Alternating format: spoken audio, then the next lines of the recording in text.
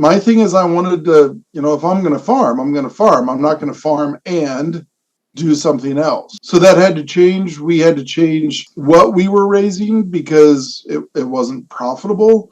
We had to change how we were raising it. People think I'm crazy because I raise all these different crops. They said, you got to be really busy. I'm actually less stressed than when I was raising 3 crops.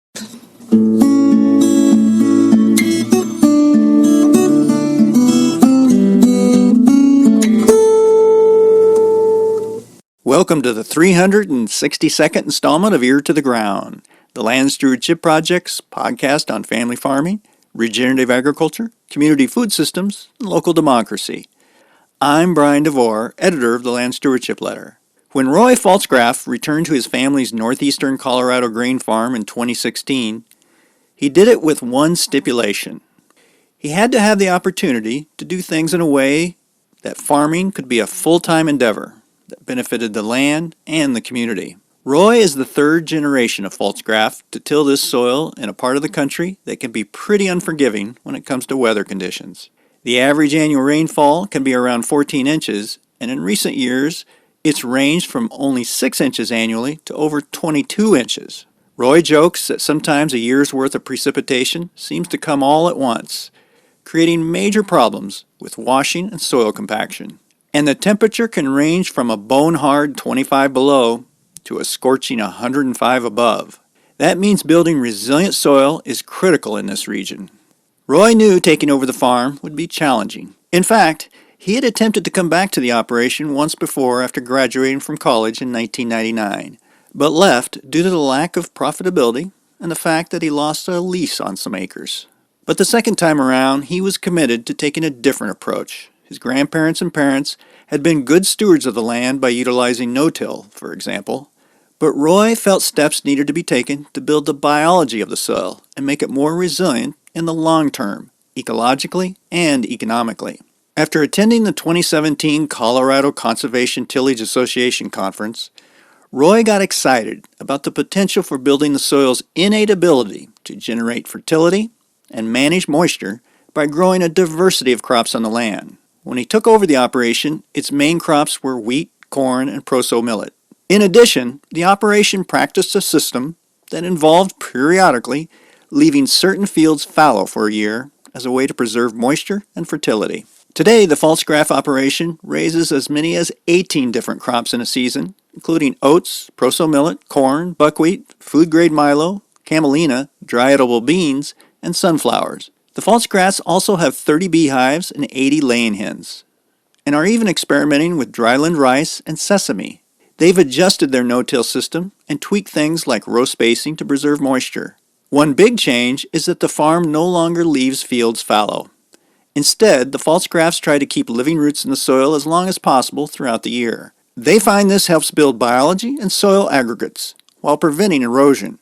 Roy monitors his soil's health closely, using methods such as a Haney test to measure the impact of various crops and methods on the soil biome. These changes have paid off. Soil organic matter levels have risen, and the fields are much less prone to drought, compaction, and runoff. The Pfaltzgraff's fertilizer and herbicide costs have plummeted, and they've been able to produce profitable yields despite extreme weather events in recent years.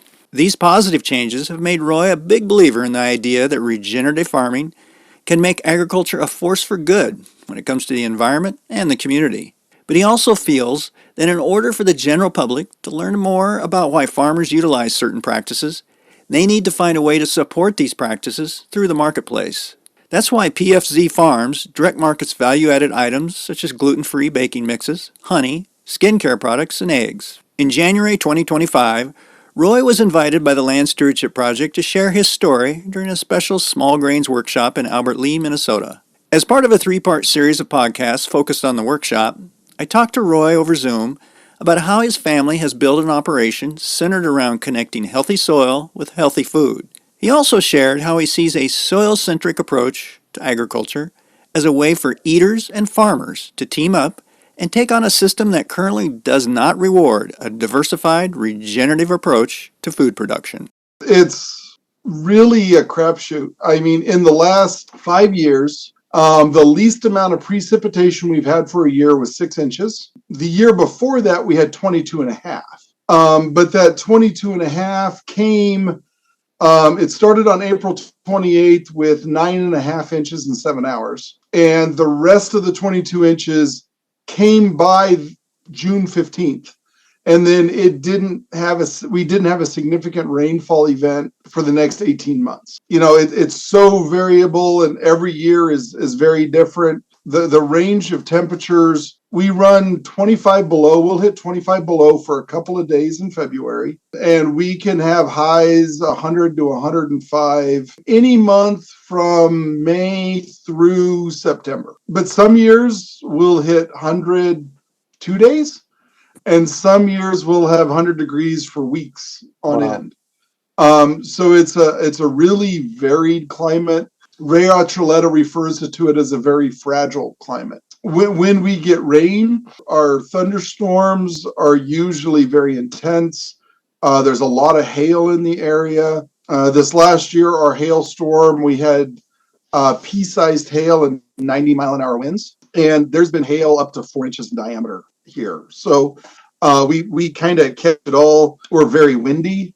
Everybody says they're windy, and I would encourage them to visit Northeast Colorado, and then we'll have a discussion about who's windier, because we can have 40 to 60 mile an hour sustained winds 3 to 4 days at a time, any time of year. So middle of winter, we could have really bad winds. In the middle of summer, we've seen this last year was in the 90s, and we had 40 to 60 mile an hour winds for 3 days in a row. So for us, it's capturing the moisture we get and then conserving it however we possibly can. That being said, we have great soils. We're usually a little light on phosphorus, but where I'm at, we're 60% sand and then equally split between clay and loam. So we have soils that really can perform if we have timely rain.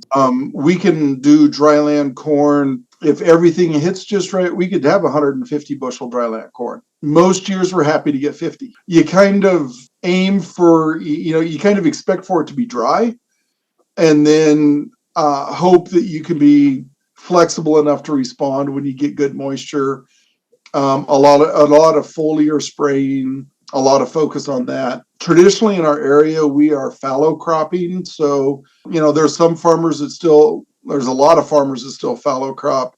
So there'll be like wheat this year and then let the ground lie fallow, either with tillage or chemical control for weeds, chem fallow. Some people have moved to a 3-year rotation.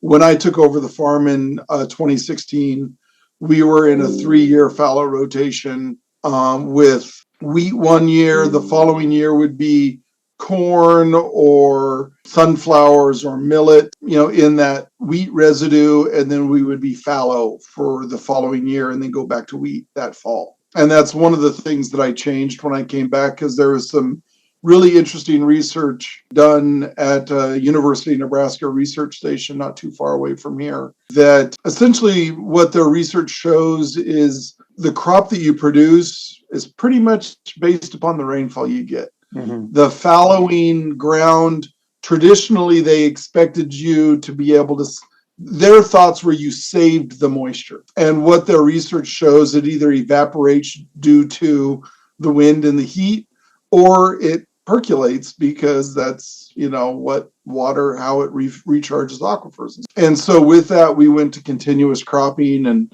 that was really helpful because we're feeding the soil on a yearly basis, where before, and we would see it in our organic matters, we went to 100% no-till back in 99, and our organic matter would increase 2 years and then it would drop because we weren't feeding the soil. Now we're with the continuous cropping, we're seeing a continual increase in organic matter. Average organic matter in our area is 0.5 to 1%. Wow. In our fields, when we measure it in the top 6 inches, we are running 3.5, 4.5%. So we've increased that significantly. And that makes a huge impact in terms of crop resilience as the weather goes through its cycle and gets super dry, every percent of organic matter in my mind adds about a week that we can go without rainfall. And then when we get rain, our infiltration rates are, they start out at 12 inches an hour. And as the profile fills, a saturated profile, we can move about an inch to an inch and a half of moisture through that profile per hour. The soils can take stuff in and hold it. And that's what we need for our climate. Is it relatively flat ground? Of course, I was just up in Washington State last week. We are not the Palouse. I do not understand how those fellas farm up there. It's very impressive what they do. There's some lightly rolling hills. We have some fields that lay pretty flat, and we have a couple of fields. My grandfather did terracing back in the 80s, and the hills are big enough in those fields that the terraces run into each other. We have about 100 foot of elevation change in a quarter of a mile. And it's a horrible field because it's on a dry creek bottom. And so it's gravel in the bottom and a rock hill on top. And it's one of those pieces of the ground that back in the 1880s, when they were breaking things out of sod, they should have just left it alone. And everybody would have been better off. But they broke it out of sod, and now we're learning how to make it perform.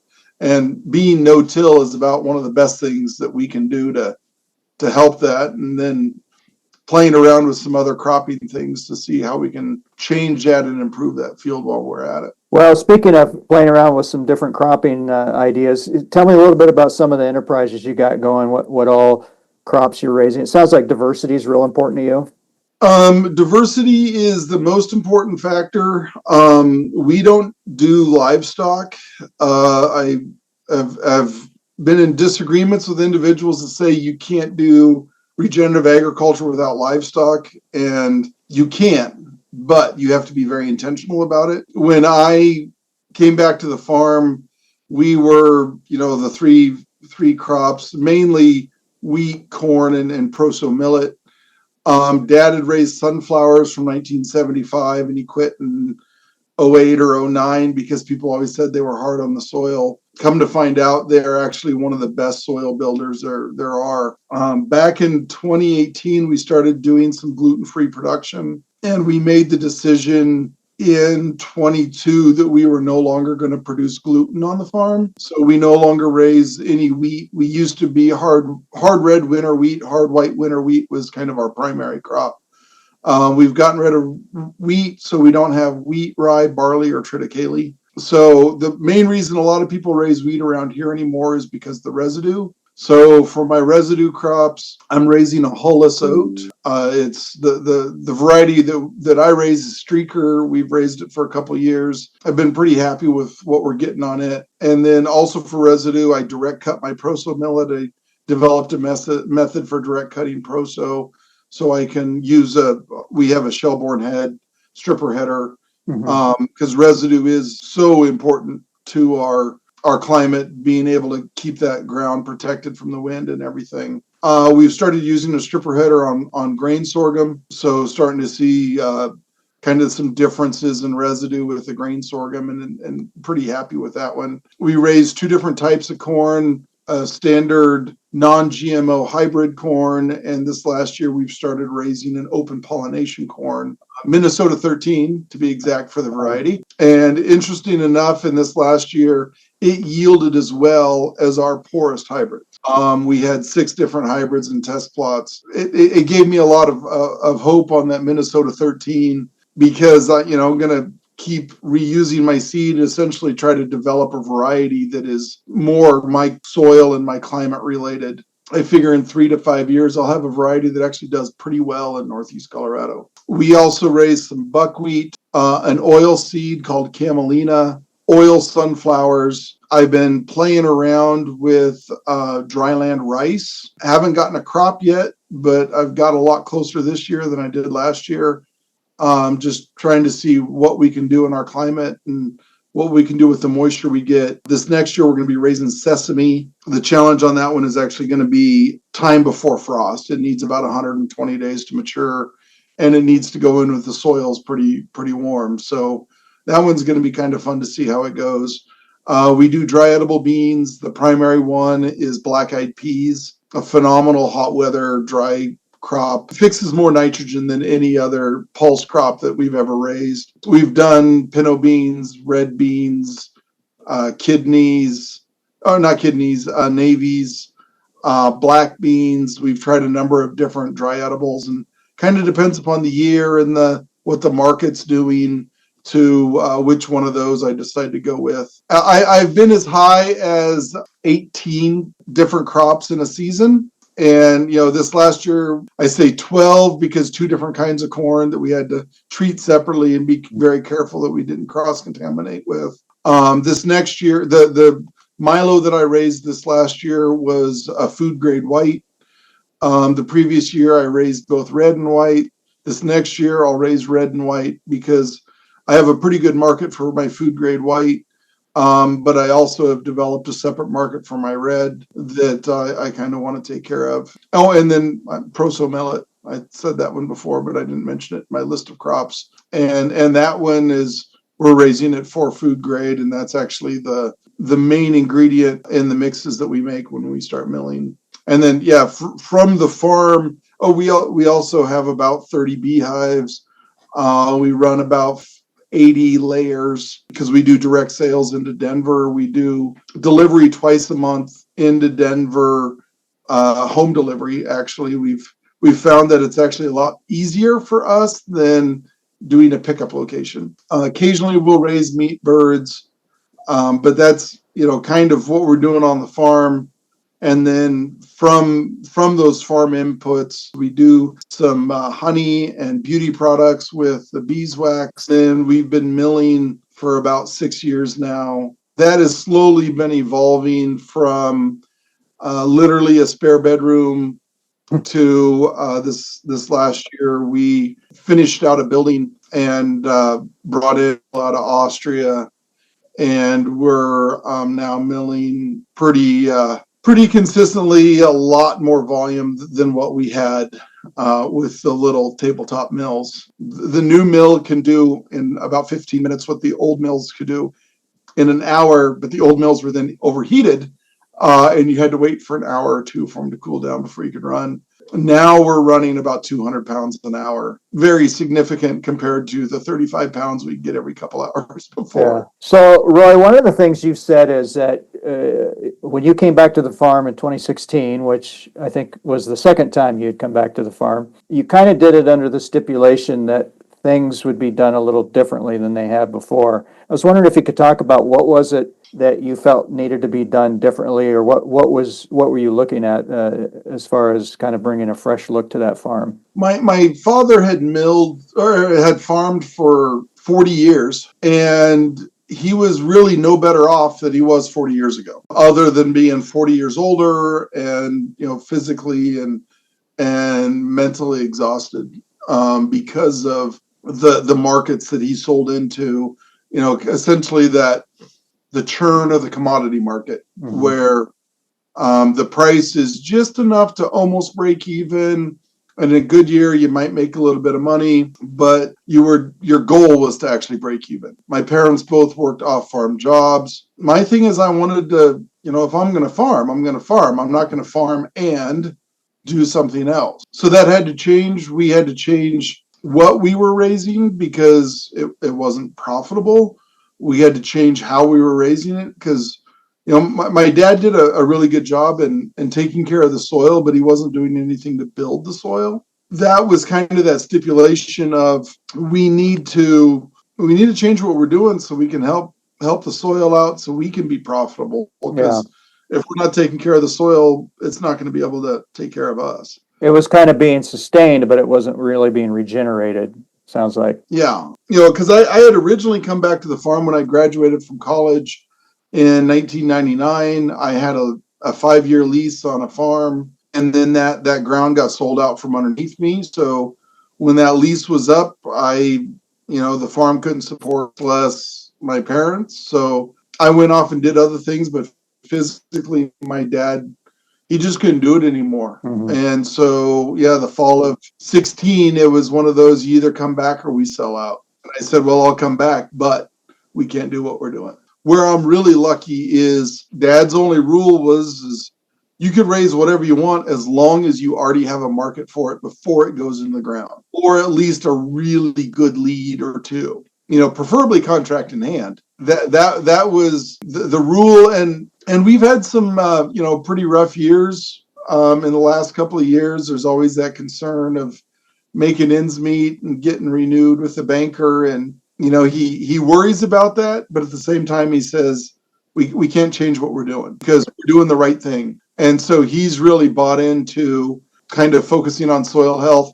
He sees the difference. When it's 105 and the neighbor's corn is all wilted and looks like a field of pineapples, and our corn looks like it's in the mid 80s and lush and green, there's no question in his mind that soil health is where we need to be focused at, and we need to stay the course. Well, that was one thing I wanted to ask you was what were some of the major agronomic changes you made? And it sounds like emphasis on soil health was kind of one of the number one things that you was part of that shift. Yeah, absolutely. When we went to continuous cropping, to keep a living root in the soil, and with our climate and our moisture, we can't, with caveats, we can't have a continuous living root. That being said, I've actually started playing around with using Dutch white clover to integrate into our other crops. I've had limited success. We were great until we hit 6 inches of precip for the year.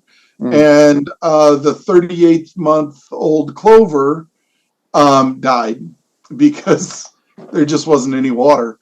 We don't have enough moisture to do cover cropping. Our moisture timing isn't right. When we harvest our main crop coming off, it's usually the driest, hottest time of the year. So to come in and try to seed a cover crop when it's 105 degrees and there's zero moisture in the top inches, it doesn't make any sense. With that, I started bringing in crops with diversity. We started doing soil health testing back in 17, and then went to the whole farm in 18, started testing every field every year. We noticed was there are some fields that had a lot better soil health score than others. Some of these fields were literally side by side, and there was a full point difference in soil health score.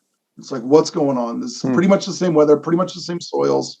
So the difference has to be cropping. And so we built that chart. Now with some of the other presentation work that I've done, I've actually extended that chart. It actually goes back to 1990 to present. So I can tell you what was in what field in 1984 or 1994. And, it's one of those, it doesn't seem like a big deal, but with that, we were able to determine that sunflowers, which we already knew had a very extensive root system, that extensive root system takes a long time for it to break down. And it actually affects soil health for up to 8 years following the crop. And so it was one of those, okay, well, that tells us we need to have sunflowers in every field at least once every 8 years. We started raising some legumes, getting the nitrogen that those fixed. We added buckwheat. The exudates of buckwheat feed a group of soil bacteria that are lithotrophs, that are Latin for rock eaters. And they convert the rock phosphorus in the soil that's unavailable to plants. They convert it to be in an available form. And the year following buckwheat, we get about a 5 pound per acre bump in phosphorus. It also does the same thing for manganese. And manganese is super important for the plant respiration, for the plant to be able to close down when it's hot to hold that moisture in. And we've seen that actually aids in drought tolerance for crops that are following buckwheat. You see that result from that. The manganese is also important for photosynthesis. And with photosynthesis, you increase the rate of photosynthesis, you get better plants, more yield, more energy out there. With that, with looking at what we were getting we switched over to the Haney test for our soil health test because we believe the Haney test is giving us the most accurate representation of what's out in our fields. I work with Lance Gunderson at Regen Ag Labs for my testing. He is such a great resource that if there's something I can't understand, I call Lance and he can explain it to to me in a way that I can understand it at least. He's a phenomenal communicator on soil health tests. So with that, we were able to, reduce our fertilizer rates. Our average fertilizer cost per acre is $17.50. And that's a starter fertilizer. And then we're using AMS, ammonium sulfate, for our nitrogen source because we need the sulfur more than we need the nitrogen. How would that compare to your cost before for fertilizer? The cost before, we would be easily $50 to $60 Wow. an acre. With going to continuous cropping, we get better cover on the fields. We've been able to cut our herbicide rates, our usage at least. We don't cut our rates because we got to stay on label. But we've reduced our herbicides 75%. Depends upon the crop. Some crops are starting to have to fight with Palmer amaranth out here. Palmer amaranth is a bugger to battle. We've gotten some grant money to build a different air seeder. Our current air seeder is on 12-inch rows. I drill everything on 12s right now. So I drill my corn and sunflowers on 12-inch spacing. It works for my climate. It actually does help save moisture, even though I increase my plant population. I end up with more moisture. It's counterintuitive, but it works. With that, we got a grant that we're actually taking an old air seeder and rebuilding it to be at 3-inch row spacing to get that really narrow spacing on our cereal grains, particularly the oats and millet. I'd be really interested to see what they're going to do. And with weed suppression, same thing on our dry edible beans. We'll be able to canopy on our dry edible beans in 3 weeks to a month. And getting that canopy out there just really helps slow those weeds down. And Palmer, shading helps. It doesn't take it out, but shading helps. We have a weed zapper that uses electricity to kill weeds. The great part about Palmer amaranth is it's very conductive, and it works very well to kill weeds with that, to kill Palmer with that. But we've made a huge number of changes. And that's the funny thing is I was working on my presentation for the conference that I was at this last week. And I have a slide that lists all the changes that I've made since 2017. And I had to make the font smaller to get them all to fit on the slide. I don't realize that I've made those changes. They just become, second nature. That's just what I'm going to do. And then I look at that list and it's like, wow, there's a reason that everybody thinks I'm really busy all the time is because there's a bunch of stuff that I do now that I didn't do. But all of those things just contribute to what's going on in our soil and trying to make it better. Well, and it sounds like a major change maybe that you made is this emphasis on, hey, we're raising food for people,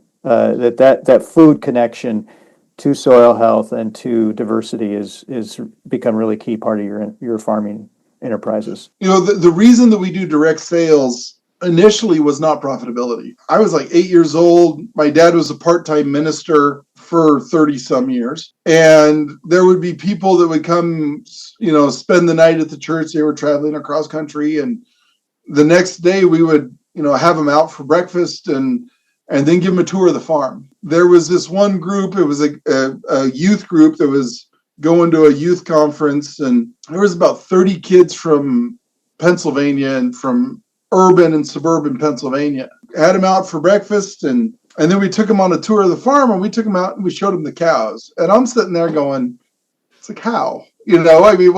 Why are we showing them our cows? We don't have special cows. That's back when we had cattle. They're nothing special. They're just a bunch of cows. One of the kids made the comment he had never seen a cow in real life before. And it was just like, wow, that's kind of crazy. And I said something to Dad, and my dad said the most important job that a farmer has is actually education. Because if the consumer doesn't know what we're doing and why we're doing it, they're not going to support us. When I came back to the farm, it was starting to become really obvious. I mean, on social media and talking about all the evils of herbicides, which they're not the perfect thing, but they're the best solution we got right now kind of thing. And so at that point, it's like, well, if I'm going to talk to consumers, and tell them why we do what we do, well, we need to have something to sell. That's kind of where we got into our direct sales. And then there's a book called The Biology of Belief by Bruce Lipton.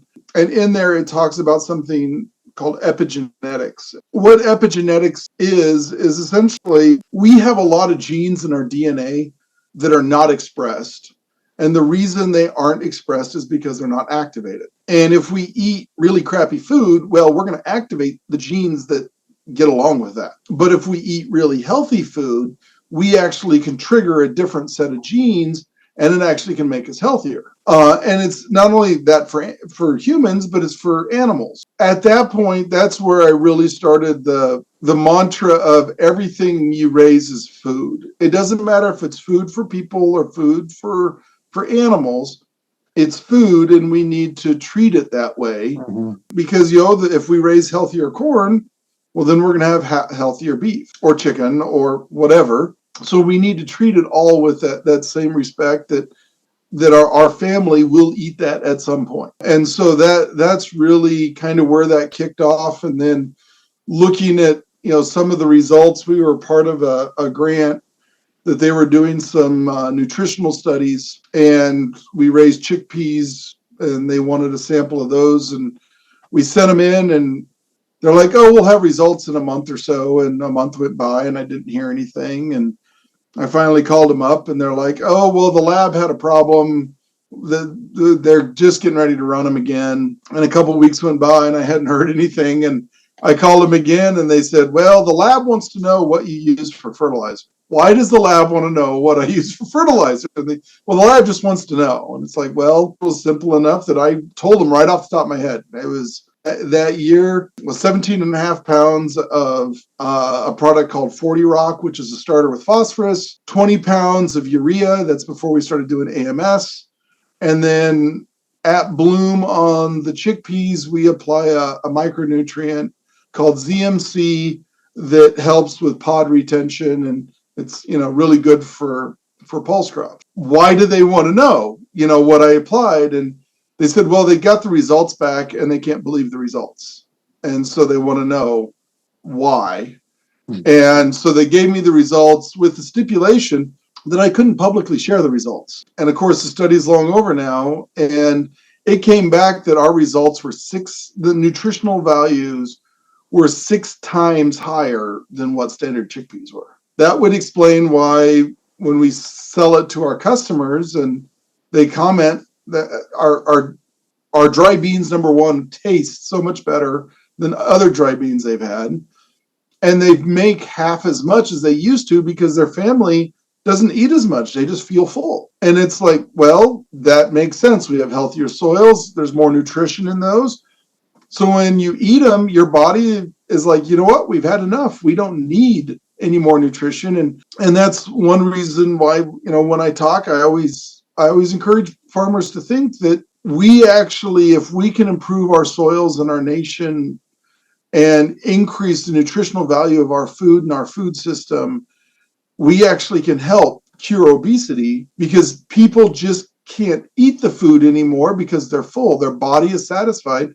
And some people overeat because they're missing something and their body is craving it. So they just continue to eat and eat, and they get calories, but not nutrition. And so that's, where these pieces kind of overlapped and kind of moved us into looking at that nutritional value and kind of looking at what's going on, with our sales and things like that. So obviously you're farming in a different climate, different soils, even a different marketing infrastructure than maybe what we have here in the upper Midwest. Are there some lessons you've learned over the past several years with your experience with diversifying, focusing on soil health, connecting it to that food and that nutrition issue that maybe could be applied no matter where you're farming? I guess, do you have some ideas for somebody who is interested in, as you put it, maybe farming in nature's image and making that closer connection to natural systems and the farming systems out there? I've talked all over the place about what we're doing on the farm. And I always tell people that you don't copy what I do. The reason is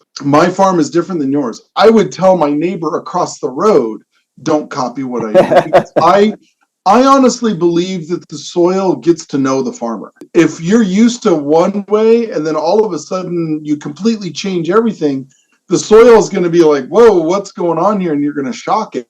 And it would be too much, and it would actually not perform well for at least a couple of years. My big thing is I want people to look at what they do, no matter where they're at, and question, why do they actually do it? Are they doing it because it has a benefit? Mm-hmm. Because it's something that's been identified to, improve their profitability, improve the health of their soils? Or are they doing it because that's just what we do? Because if we're doing it because that's what we do, is it really good for us then? I've challenged things on our own farm in terms of seed treatments. Row spacing. I mean, I'm building an air seeder for 3-inch row spacing.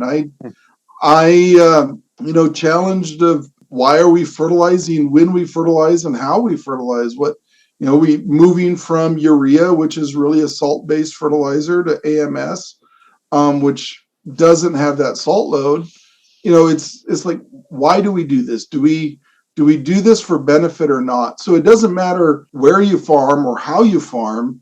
The key is what is your mindset and how do you think about it? I love talking to people that complain about it being dry and they live in a place where they get 50 inches of rain a year.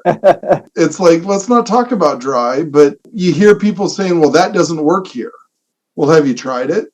And if it doesn't work there, why doesn't it work? Or is there some way you can modify it? I say cover crops don't work in this climate unless you have livestock to graze them. And if you're grazing them, well, you're actually raising diverse forage, which is great for cattle. It's great for the soil, but it's not a cover crop that they're raising like they do back in the Midwest, where they're raising rye over the winter to help dry out the ground so they can actually get in and get the seed in the ground. If I was farming in that climate, absolutely, I would love to have 6 foot tall cereal rye that I have to roll down before I go plant, or plant green into it. I've tried to plant green. It did not end well. But the big thing is why do you do what you do? And is it the best thing for your soil, for your farm, for yourself? People think I'm crazy because I raise all these different crops. They said, you got to be really busy. I'm actually less stressed than when I was raising 3 crops. The reason is, instead of having to harvest or seed 700 acres in a week, the most I do now is 400 acres in a week. And I can do that with the equipment we have. I don't have to hire someone else to get it done. That diversity makes my mental health better. And so why are we doing what we do? Is it best for us? And that is the piece that people can apply no matter what their climate is or where they're at. The other, I guess, kind of enterprise that we've started. My partner, Emily, she and I met at a Nicole Masters class that was about helping farmers deal with change. She's passionate. She was a massage therapist and worked with people in trauma and stuff for 25 years. And she had people that she worked with that they weren't getting any better. And she couldn't figure out why. And finally, she determined it was nutrition. So she started looking at the food system. And with what I'm doing, that's how we ended up at a class together. And when we started working together on things, I have a marketing workbook that essentially is a workbook for farmers to work their way through to figure out what they can do differently for marketing. And then Emily and I have developed an online community that farmers can join to support each other and get help. I have raised so many different crops where the closest they had previously been raised is over 500 miles away. And I raise it for a couple of years, and then I figure out, I need to do this. And you talk to someone who's raised it before, and they're like, you need to do this. And it's like, yeah, it took me 3 years to figure that out. Yeah. But to be able to be part of a community where farmers are helping each other raise that crop, because in the end, if a farmer goes out of business, they're not going to close the Chicago Board of Trade. So our competition isn't the neighbor. Our competition is the system.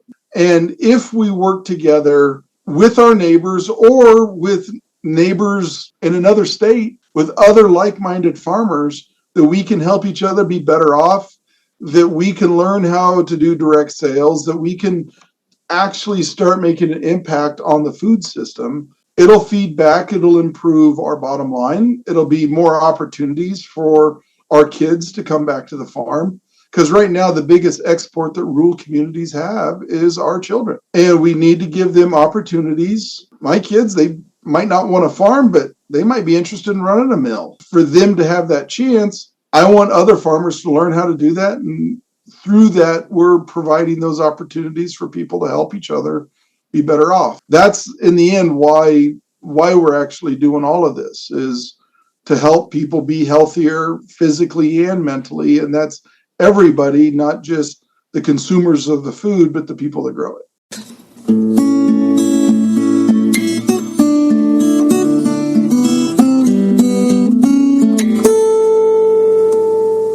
For more on how community-based food systems, based on a diversified agriculture, can support rural economies while building soil health, see the podcast page for Ear to the Ground episode 362 at landstewardshipproject.org. If you have comments or suggestions about this podcast, contact Brian DeVore at bdevore@landstewardshipproject.org, or you can call 612-816-9342. By the way, it helps us greatly if you can give Ear to the Ground a rating on whatever podcast platform you utilize. And word of mouth is the best way to spread the news about our podcast. If you like what you hear, tell at least one person about LSP's Ear to the Ground. Thanks to Laura Borgendale, a Western Minnesota musician, for Ear to the Ground's theme music. And a special thank you to all of Land Stewardship Project's members who make initiatives such as this podcast possible. If you're not a member, visit landstewardshipproject.org to learn how you can support LSP. Thanks for listening.